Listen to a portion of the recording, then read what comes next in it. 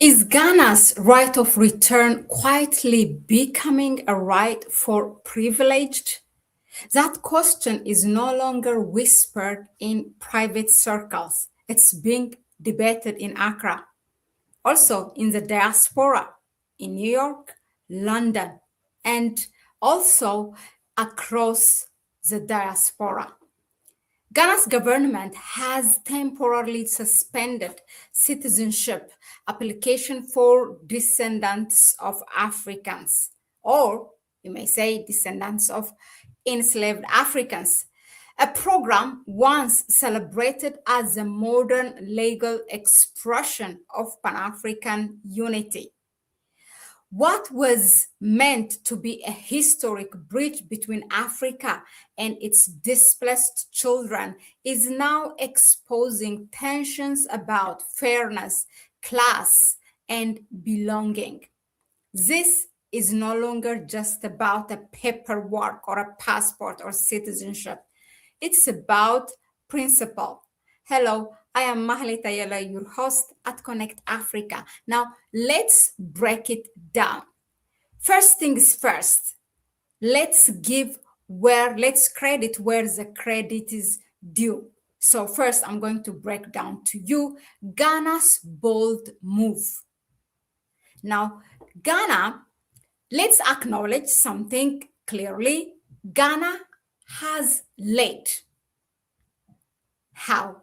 Through the year of return and beyond the return, Ghana didn't just host cultural ceremonies, it translated Pan Africanism into policy. It invited African descendants to come home legally, not symbolically. Now, watch this. This is when 524 African diaspora got their citizenship, and watch them as they celebrate.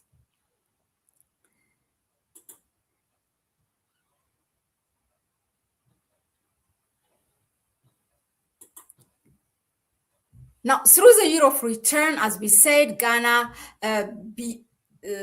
beyond the return, also what Ghana did is it just didn't celebrate cultural ceremonies. It translated Pan-Africanism into policy. It invited African descendants to come home legally, not symbolically, okay?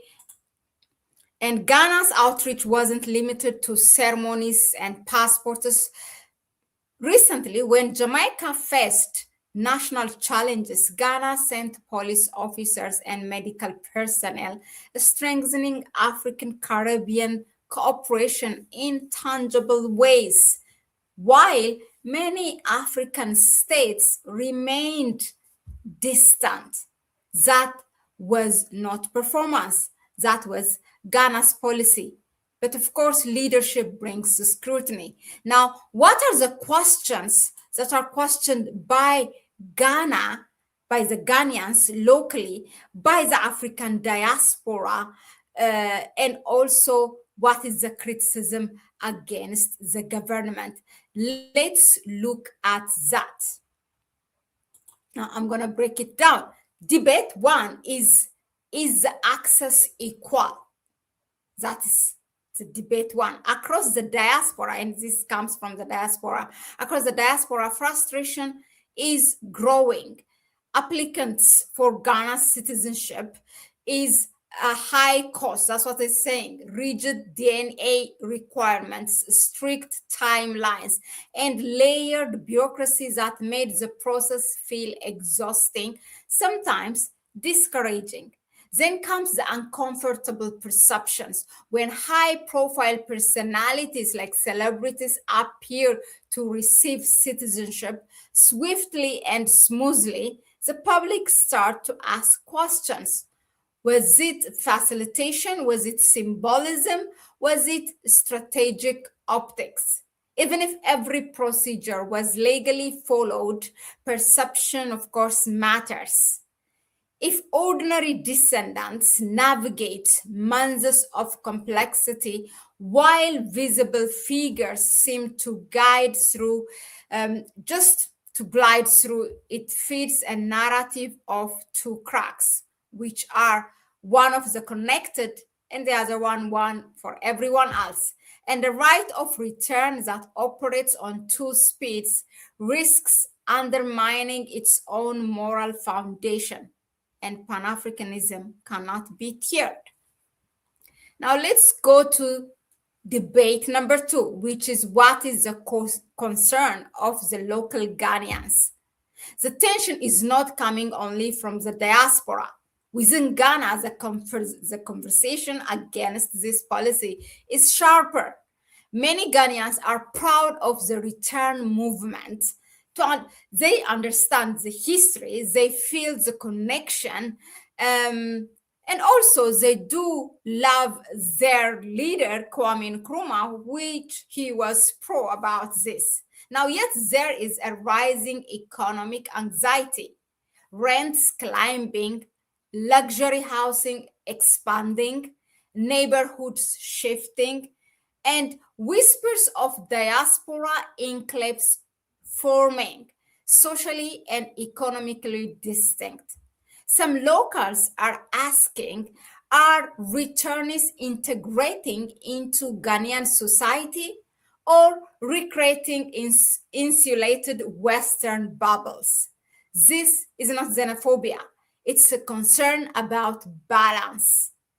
If return unintentionally creates parallel economic classes, resentment grows quietly. And quiet resentment can fracture unity faster than open disagreement. Pan-Africanism must feel reciprocal, not extractive. Now, within all this, the government is walking on a tightrope, and I will break it down for you. Officially, the suspension is about reform, lowering barriers, refining verification, simplifying the process. That is the government's reason for suspending this citizenship, simply for a reform. And that's necessary, understandably, right? But Ghana now walks on a tightrope.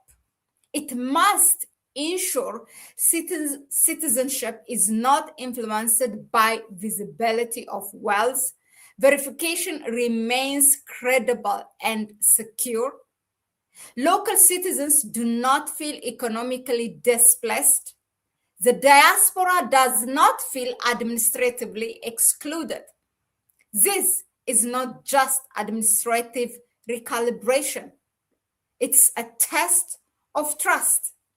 Trust from the diaspora that door is genuinely open. Trust from Ghanaians at home that the house will not be rearranged without them. Because that's exactly what they are feeling as we speak. Now, let's ask the questions to all who says that they have a concern. So let's ask just plainly to the government of Ghana first. Will the revised framework be transparent enough to eliminate perceptions of favoritism?